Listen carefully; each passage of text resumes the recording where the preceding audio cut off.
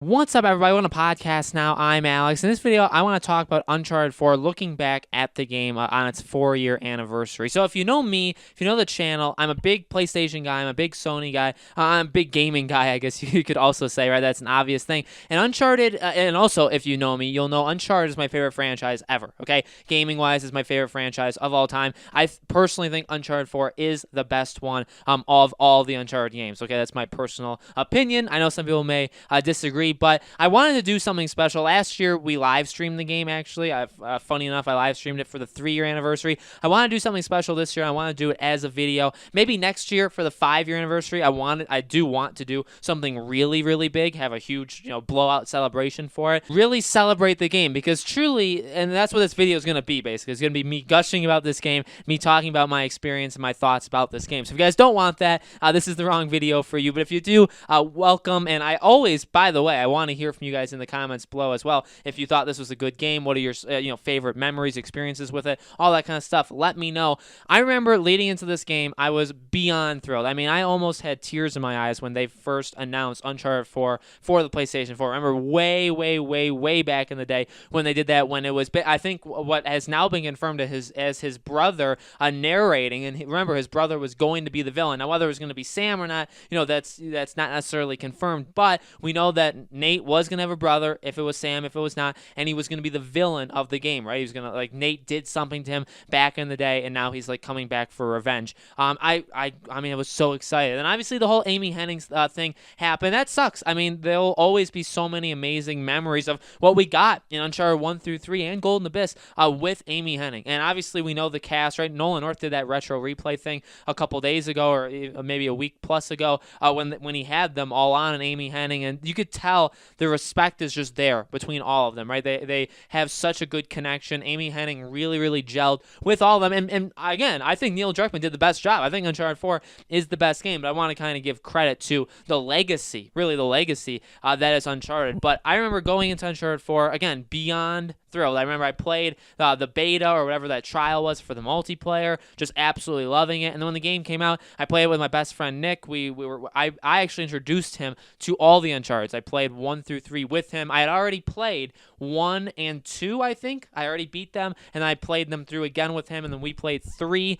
for the first time together, and then we played 4 all the way through together. And that game, in my opinion, is just such a masterpiece. It really is, because it has everything that Uncharted was known for. Has all of the highs, I think, of Uncharted. Now, does it have necessary, because you think of Uncharted 2 and you think of 3, right? Those are, I think a lot of people go back to those two in particular, right? Even the heyday of the PS3, and you think of the most high, octane action sequences of them. Does 4 reach those scales? I don't know if anything will be as you'll be able to reminisce as well as the train sequence, or even the cruise ship, which is one of my favorite kind of moments, or even the burning chateau, right? 3, I think, have the best. I know the train will always live on in everybody's memories in Uncharted 2, and Uncharted 2 had just so many incredible moments. Truly, I mean, I remember the first trailer for that game. I remember all of the big moments of that game. It did have amazing moments, but I think you look at 3, again, when you look at the cruise ship, so the water physics, the water graphics, all that kind of stuff. I'm a sucker for water in games.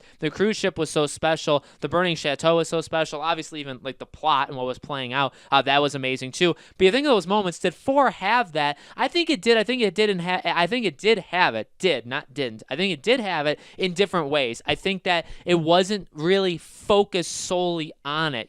4 did have it, when the bell tower was falling down, and there was a couple moments of literally the ground falling down beneath you. Again, I wouldn't say it was necessarily the same moments, or maybe even you could say in terms of scale as big, but maybe you would. I mean, technically, scale of the bell tower is bigger than some of the other things that Uncharted 3 did, but I feel like it didn't feel as big in the world of Uncharted 4. But again, that's because they really expanded the world. So The Last of Us, remember that game, right? That a masterpiece in its own right, right?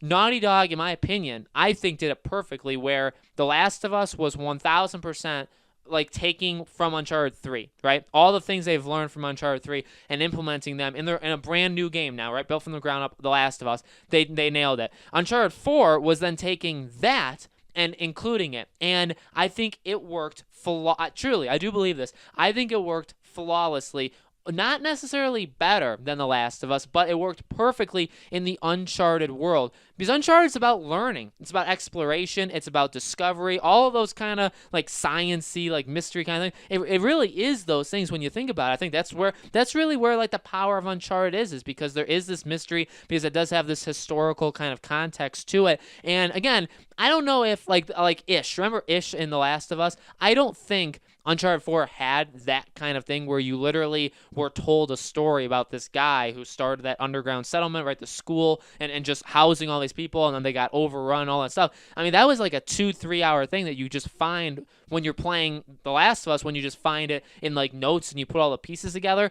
That was incredible. That's how you do storytelling, by the way, without even like throwing it in your face. It's just exploration, and you still get that incredible experience, which I'll always remember. Uncharted 4 didn't have, I would say, that, but it fleshed out everything. You could have conversations with Sam, you'd have conversations with all these different characters, and it felt so natural. It felt like, yes, this is what the other Uncharteds would be when you're walking around the jungle like in 1, or you're doing anything in 1, 2, and 3. You would think that these characters would have these kind of fun conversations with each other, or if they find something off the ground, which they would have those kind of things in the past games, but now they fully do, and now you really feel like it's part of the story. I mean, I think it worked so well, especially telling the story, which, by the way, the story was really, really good. I don't think it necessarily has the full-on impact of the others, again, maybe because it was kind of bigger in scope, but telling the story of this pirate and the pirate kingdom and all this kind of stuff and everything that happened on Uncharted 4, telling that not just through the main story, and I wouldn't even say the main story was about that, because I think the main story was about Nate basically being dragged on an adventure by his brother, right, and that kind of dynamic between the two, and how he kind of wants to, but he doesn't because of Elena and all that stuff. I feel like that was the main story. The historical, again, like the pirate kind of thing, that I feel like was the underneath it, right? Whereas I feel like the other games, maybe that was above it. Those were kind of above features. So again, I like the dynamic of how Uncharted 4 shaked it up. And now again, everything about this game, I love. The graphics were the greatest, in my opinion, the greatest graphics in any game I had ever seen at that time.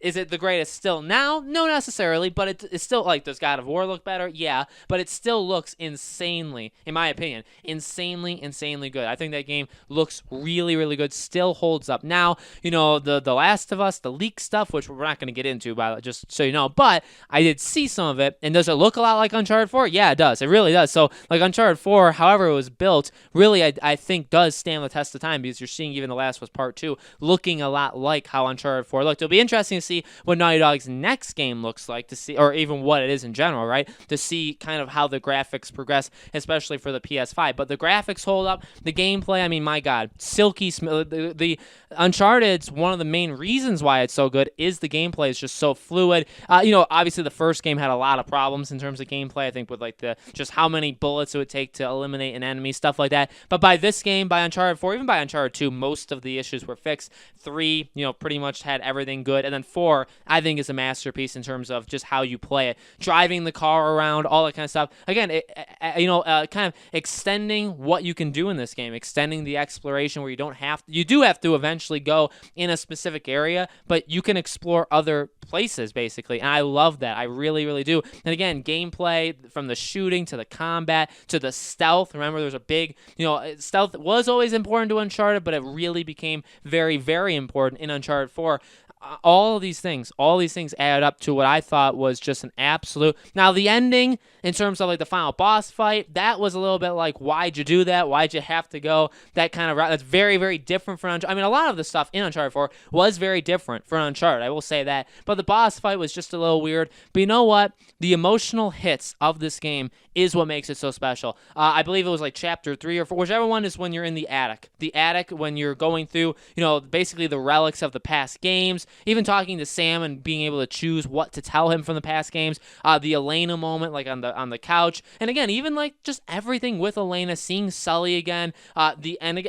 I know I said like the ending boss fight, but the ending in general. I mean, I think how you end a game, how you end a franchise, really. It's, again, why I've always said why I have a really big problem if they ever go back to Uncharted, because there's just so much I don't want them to touch. I don't want them to hurt. I know they created it. I know they're the reasons why I love it. And I mean, I've met Nolan North twice. I met Troy Baker once. I mean, I love Nolan North. I love Nathan Drake, right? He's so special, and the game is so special to me, really, to my life. So special. I just don't want that hurt by them. But again, they're the ones who made it, so I should probably trust them. But how you end a game, they nailed. They nailed that epilogue with his daughter. I think that was the perfect way that you do it. Having the music of the first Uncharted game, and then literally not just having that, but then when Nate and Elena, which I guess is a spoilers for Uncharted 4, when Nate and Elena walk in and they're going through and they tell you the history of how they met, and just I literally, like, I'm getting like goosebumps telling the story, like looking at my own arm right now. I am getting goosebumps because I just think that was so special to see them after the adventure of Uncharted 4, to then see them one last time, even older, right? They're older, they're kind of retired now, they're having more fun, they have a daughter now, all this kind of stuff, and then just see the whole scene of them explaining, again, like how they met, and basically telling the story of Uncharted 1 to their daughter, who they kept all of that hidden throughout her whole life up until that point, which is, honestly, that's incredible. So incredible they also managed to hide it for that long, right, too. So I think, really, as a whole, the game's a masterpiece. I think the emotional moments definitely stuck out. Graphics, gameplay, experience, immersing you into that world. The story, I think, was the weakest part. Again, like the whole pirate idea and what they were doing, that was the weakest part. But again, I don't think that was even what was intended. I mean, that they did want to tell that story, but again, I feel like that was kind of on the side. The main focus was on this guy who's retired, right? Nathan Drake. He's retired. But he's not really happy. He's not happy doing his own thing, or he's not happy, running that business or being part of that business. He's not happy with it, right? He like craves getting back into it, and then when he does, though, he realizes, like, hey, I can't do this. Like, I can't, or I guess I have to, but I really can't because of Elena. I can't lose her. Stuff like that. I mean, such an emotional truly an emotional roller coaster, while also just being an absolute blast to play. It's my favorite PlayStation 4 game. It's my favorite game of all time, Uncharted 4, by the way. My favorite franchise of all time in Uncharted. My favorite gaming character in Nathan Drake. And this game sealed it off. I know a lot of people always look at Uncharted 2 as the best one. In my opinion, when 3 came out, I said 3 is the best one. I still think that. I think it goes 4, 3, 2, 1.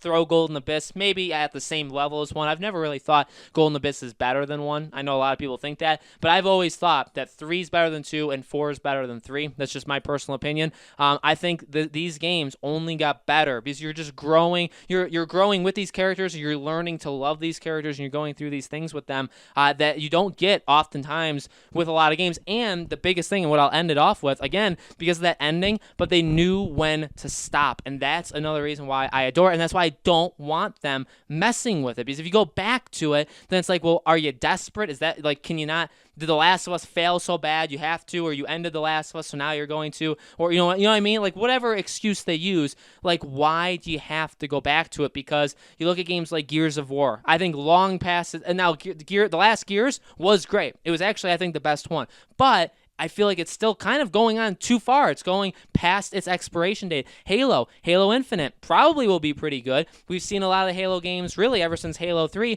be very shaky. Now, there were some good ones, but you look at that game and you say, that's a franchise that they can't let go because it makes them money. It's Microsoft's, like, signature thing, but they really should because it's run its course, and they should end it because you're ruining it. You're actually hurting this legacy you built. Sony, like, in a good way, has the kind of freedom with Naughty Dog, with all of their other studios, where they can't. Look at what they've done. They left behind Infamous. Who would have thought that they would have let Sucker Punch do that? Who would have thought that they would, like Naughty Dog, say, okay, if you guys don't want to tell the story, you think it's over, you think you're done, end it. Be done with it. Go on to The Last of Us Part 2, and then do whatever else you want. You don't have to ever go back to Uncharted. That takes guts, because Uncharted sells insanely well. It's one of the highest selling PlayStation games ever, right? One of the highest. So you look at that and you say, you know what? They knew that's why they knew when to stop. They knew that this was the story they wanted to tell. Now, obviously, Amy Hennig had a different idea, but they knew they wanted to do one more, and then end it.